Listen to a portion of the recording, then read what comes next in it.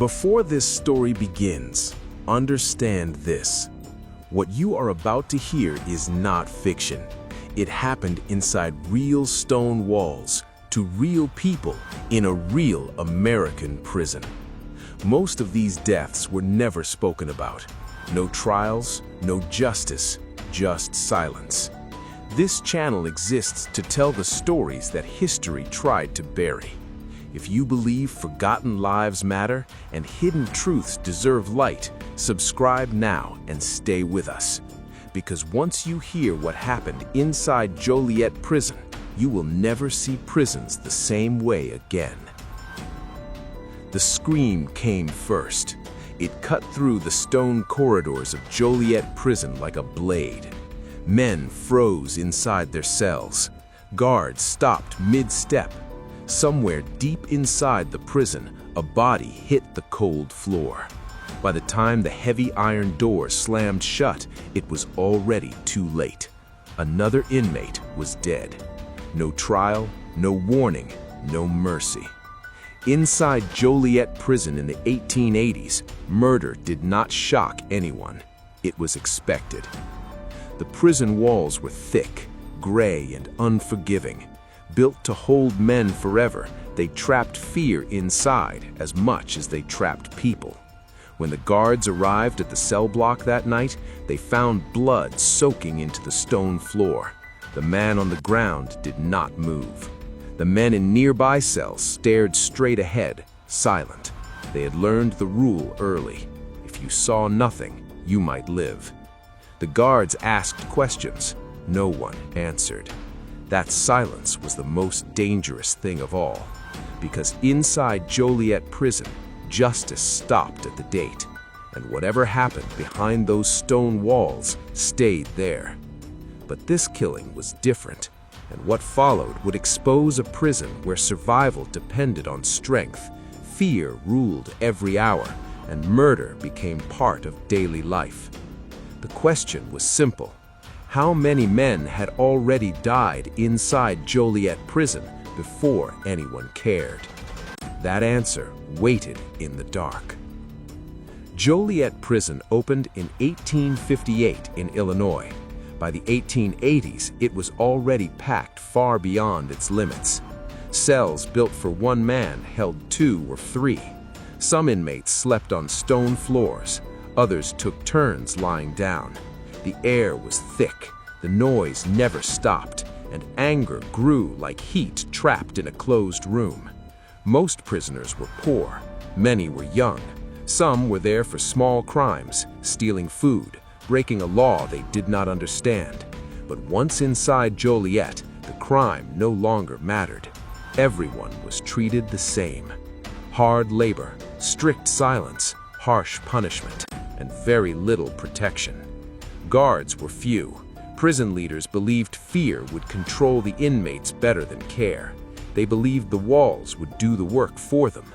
They were wrong. Inside the cell blocks, power shifted fast. Strong inmates formed groups. Weak ones learned to hide. Fights broke out over space, food, and respect.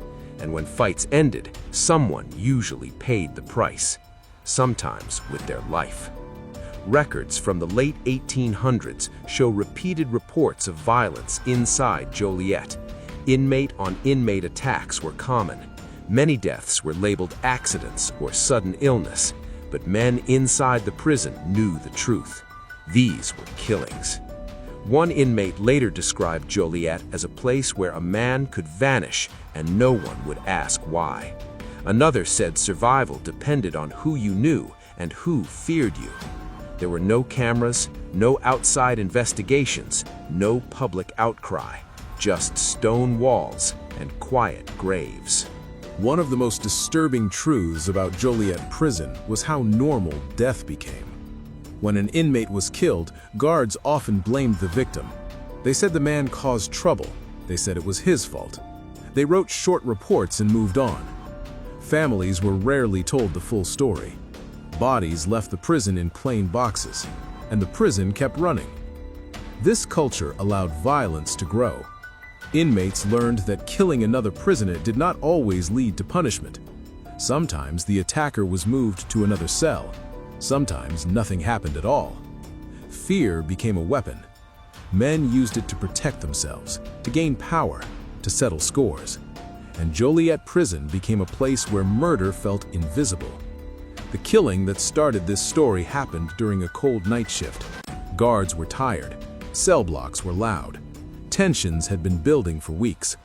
The victim had argued with another inmate earlier that day. It was about food, or space, or a debt. No one could agree later. But everyone knew it was coming. When the lights dimmed, the prison fell into an uneasy quiet. Then a scream echoed. Then silence. By morning, the man was gone. Officials wrote it off as prison violence. No names released, no charges filed. The public never heard about it. But inside Joliet, the message was clear. Anyone could be next. As killings continued, fear began to change the prison itself. Some inmates refused to sleep. Others formed alliances for protection. Violence became planned, not sudden. Men sharpened objects in secret. Guards missed warning signs or ignored them. Overcrowding made everything worse. Tempers flared faster. Fights spread quicker. And when violence broke out, it was often deadly. Yet outside the prison, life went on. Newspapers focused on politics. Factories expanded. Cities grew. Few people cared what happened behind prison walls. That silence allowed Joliet to become something darker. A place where murder did not break the system. It became part of it. But not all guards were blind to what was happening. Some tried to report the violence. Some warned their superiors. They spoke about unsafe conditions, about blood on the floors, about men dying too easily. Their warnings were ignored. Prison leadership feared scandal more than death. If the public learned the truth, Joliet's image would crumble. Funding would be questioned. Jobs would be at risk. So the stone walls stayed silent, and the killings continued. One former inmate later said the prison taught him one rule: do not trust anyone, not inmates, not guards, not even yourself. That fear followed men long after release. Those who survived Joliet carried scars no one could see. Those who did not survive Joliet were forgotten, until years later, when records began to surface, and the truth started to crack through the stone. By the late 1880s, Joliet Prison had gained a dark reputation among inmates across Illinois. Men entering the prison already knew the stories. They knew about the killings. They knew about the silence. They knew that once inside, no one was coming to save them. And that knowledge made Joliet even more dangerous, because fear creates violence, and violence demands blood. But one killing would change everything. Not because it was worse than the others, but because this time, someone talked. Someone broke the silence. And when they did, they revealed a prison filled with secrets, lies, and deaths that had never been counted. That moment was coming, and when it arrived, Joliet Prison would never be seen the same way again.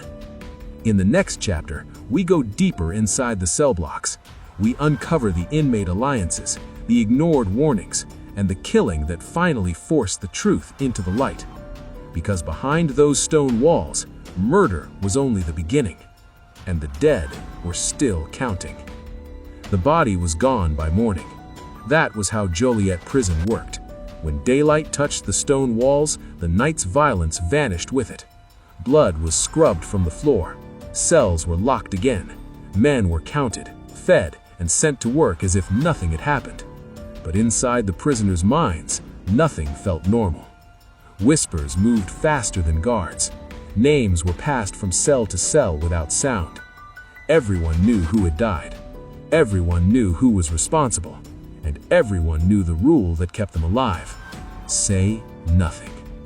The man accused of the killing still walked the yard. He ate, he worked, he slept. No chains, no punishment. Guards watched him, but not closely. In Joliet, proof mattered less than order, and order meant quiet. That silence was about to break. Weeks before the murder, tension inside the prison had been rising. Overcrowding had reached a breaking point. Cells built for one man now held 3. Tempers flared over crumbs of bread and inches of space. Even small arguments felt dangerous. At night, men lay awake listening, not for guards, for footsteps, for whispers, for sudden movement in the dark. Fear kept everyone alert. Inside Joliet, power did not belong to guards alone. It belonged to inmates who controlled others. Some ran gambling rings, some controlled work assignments, some used violence to make examples. Protection was currency. If you had none, you were exposed. The man who died had none. He was quiet, newer to the prison, not connected, the kind of inmate who tried to stay invisible. In Joliet, that made him weak, and weakness was noticed. The prison system of the 1880s believed discipline came from harshness. Guards enforced silence during work. Punishments were swift. Solitary confinement was common, but supervision was thin. When guards turned their backs, inmates controlled the blocks. This created 2 prisons inside Joliet, one run by officials, one ruled by fear, and the second one was stronger. Records from the time show repeated complaints from inmates and even some guards. They spoke of violence at night, of threats whispered through bars, of men being targeted slowly. Those warnings went unanswered. The prison did not want trouble. Trouble meant attention. The killing in Chapter 1 was not the first. It was simply the one that broke the pattern. Because this time, someone saw everything. A man in the next cell watched the attack through iron bars. He heard the struggle. He saw the shadows move. He smelled the blood before guards arrived. He also saw something else. A guard walking away. Whether the guard was afraid or careless did not matter. What mattered was that an inmate realized the system was broken beyond repair. And that realization changed him. For days after the killing, the witness stayed silent. That was expected. Speaking up inside Joliet was a death sentence. But fear does strange things. The witness began to believe he was next. He saw the same men watching him. He heard the same whispers at night. He noticed guards ignoring signs of danger. He understood the truth. Silence would not save him. So he did the unthinkable. He talked. His words did not go to a guard. Guards could not be trusted. Instead, he found a prison worker with access beyond the walls, someone who left Joliet every day, someone who might listen. The story spilled out in pieces. The overcrowding, the violence, the killing, the guard who looked away. The worker hesitated. Reporting this meant risking his job, his safety, his future. But once the story was told, it could not be taken back. The stone walls had cracked. Soon, rumors reached prison leadership. They dismissed them at first. Inmates lie, that was the belief. But whispers kept coming, from different places, different mouths. Too many to ignore. Officials feared exposure. If outsiders learned the truth, Joliet would become a symbol of failure. And symbols are dangerous. An internal review was quietly started, not to find justice, but to stop noise. Guards were questioned. Some denied everything. Some admitted problems without details. Everyone protected themselves. The accused inmate was moved to another block, not punished, just relocated. This was how Joliet handled murder. Move the problem, hope it fades. But this time, it did not. Because the witness was not done talking. Under pressure and fear, the witness gave names. He described how inmate groups worked, how protection was sold, how debts were collected with fists, how fear ruled more than rules. This was not chaos, it was structure. And that terrified officials, because it meant Joliet was no longer under their control. The truth forced leaders to act. But action did not mean justice. It meant damage control. Some guards were reassigned. Cell checks increased. A few inmates were isolated. Reports were rewritten. The murder was labeled an internal dispute, case closed, or so they hoped. Inside the prison, the response only made things worse. Inmates saw the changes, they felt the tension, they knew someone had talked, and now they hunted for the voice that broke the silence. Fear turned inward, trust disappeared, violence became sharper, more planned, more personal. The witness realized his mistake too late. He was moved to another cell block for his safety. But Joliet had no safe place. Word traveled fast, faces remembered. One night, as lights dimmed again, the witness felt it. That familiar stillness, the kind that came before screams. He did not sleep. He listened. Every footstep sounded closer. Every breath felt loud. His heart beat so hard he thought others could hear it. Then someone stopped outside his cell. The sound of metal scraping against stone echoed softly. Not a guard, an inmate. The witness backed away, gripping the bars. He knew what was coming, and this time, no one would interrupt. But fate stepped in. A guard turned the corner unexpectedly. The shadow moved away. The night passed without blood. Barely. By morning, the witness understood one final truth. Joliet Prison was no longer just dangerous. It was hunting him. What happened next would expose just how deep the violence ran. It would reveal how many deaths had been ignored, and it would prove that murder inside Joliet was not rare. It was routine. And the next killing would make silence impossible. In the next chapter, we reach the breaking point. The moment Joliet could no longer hide its dead. The moment Joliet's secrets finally surfaced. Because when the walls speak, they speak in blood. And Joliet was far from finished. If you're still listening, that means you feel it too. The fear, the silence, the truth that no one wanted exposed. Stories like this were almost erased forever, and many others are still waiting to be told. If you want real American true crime stories based on real events, stories that go deeper than headlines and louder than silence, subscribe to this channel now. Because behind every prison wall, there is another truth waiting to be heard. The alarm bell rang too late. By the time guards reached the cell block, the damage was already done. A man lay crumpled near the bars, gasping for air, his body shaking against the cold stone. Other inmates stood frozen, faces pale, eyes wide, mouths shut tight. No one moved to help, no one spoke. Everyone knew what this meant. Another killing inside Joliet Prison, and this time it could not be hidden. The injured man was the witness, the same inmate who had broken the silence, the same man who had tried to tell the truth.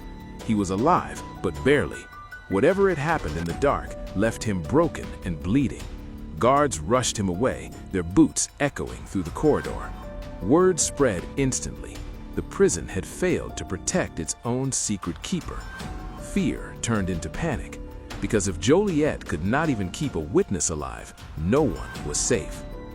Prison officials faced a crisis. Two violent incidents connected to the same inmate could no longer be dismissed as coincidence. Too many eyes were watching now. Guards were talking, workers were whispering, even local officials began asking questions.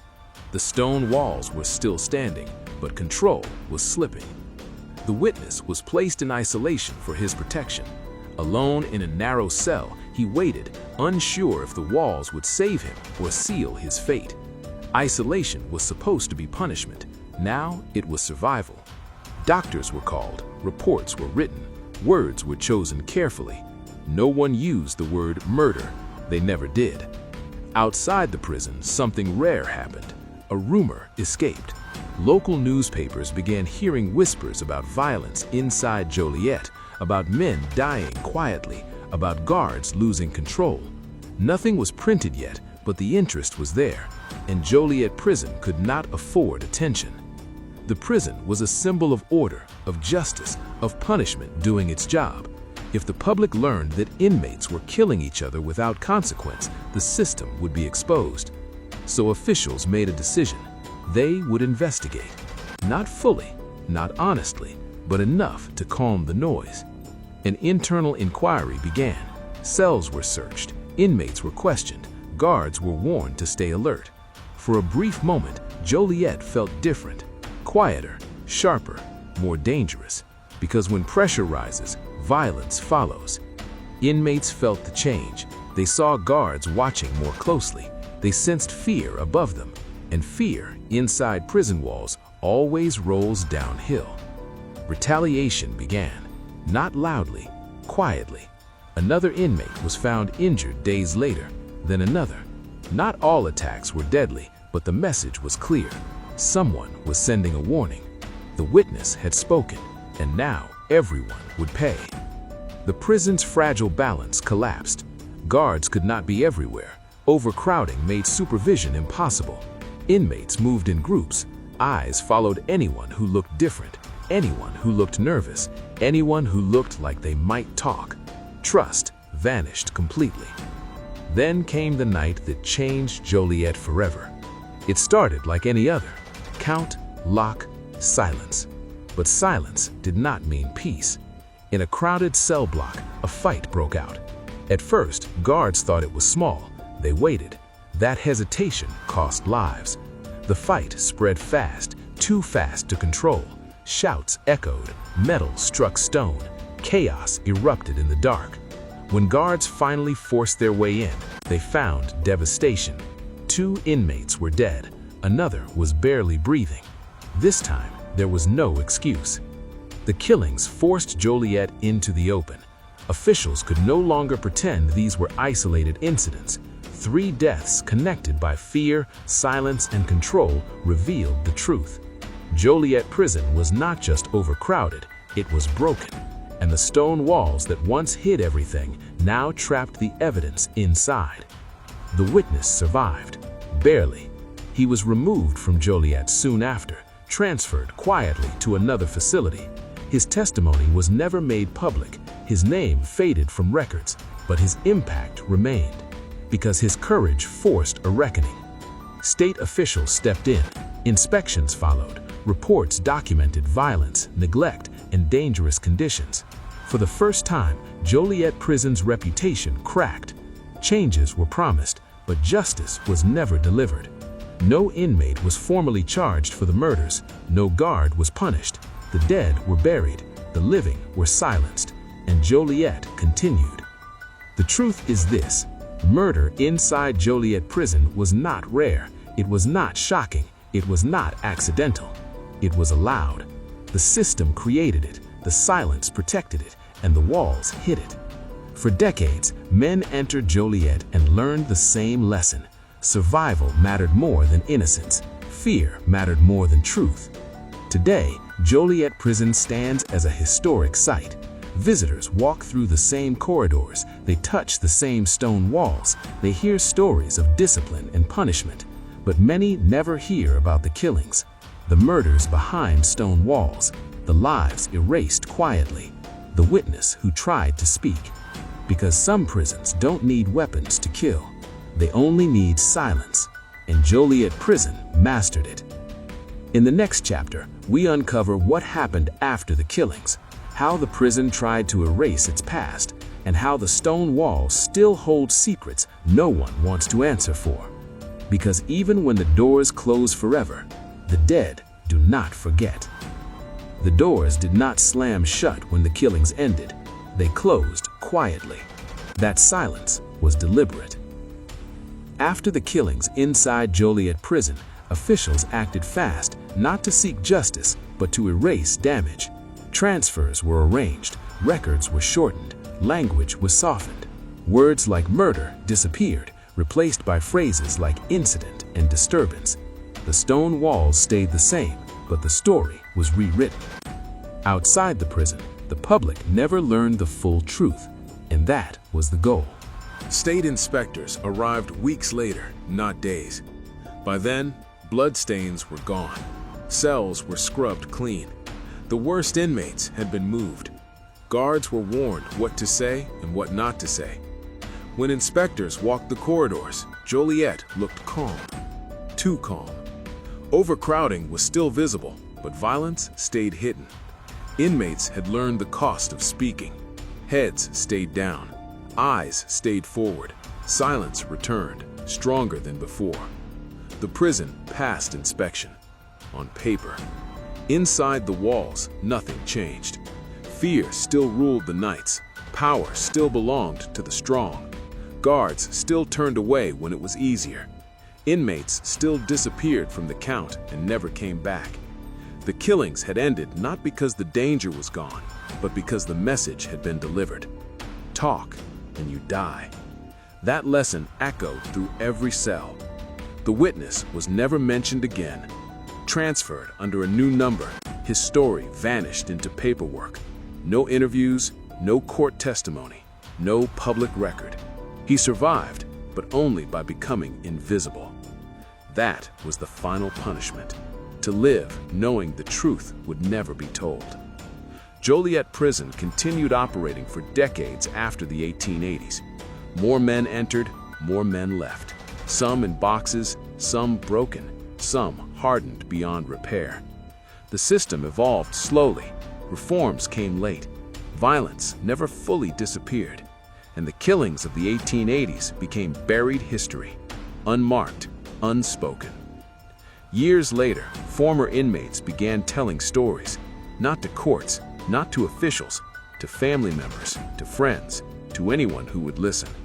They spoke of nights filled with whispers, of footsteps that stopped outside cells, of screams cut short by fear, of guards who saw everything and did nothing. Their stories matched.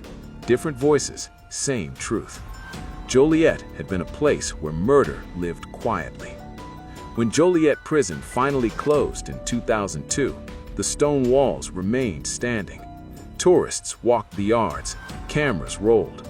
History was packaged for visitors. But the tours focused on structure, not suffering, on architecture, not blood, on punishment, not murder. The walls stayed silent. Yet silence does not erase memory. The stone still holds echoes. The corridors remember footsteps that never left. The cells remember men who went to sleep and never woke up. Those killings did not vanish. They were absorbed. This is why Joliet matters. Not because it was the worst prison, not because it was unique, but because it represents a system that allowed murder to exist without consequence. A place where justice ended at the gate. Behind those stone walls, men learned that survival meant silence, that strength meant violence, that truth meant danger, and some lessons never fade. The murders inside Joliet Prison were real. The deaths were real. The silence was real, and history nearly forgot them. But now you know. And once the truth is heard, the walls no longer win. If this story made you pause, stay with us, because there are more prisons, more walls, more truths buried in silence. The stone walls of Joliet Prison are quiet now, but the stories inside them are not. Men lived, men died, and many were never counted. If this story stayed with you, if it made you pause, then you understand why this channel exists. We tell the stories others are afraid to tell. Real prisons, real crimes, real American history. Subscribe and stay with us, because silence protects the guilty, and remembering is the first step toward truth.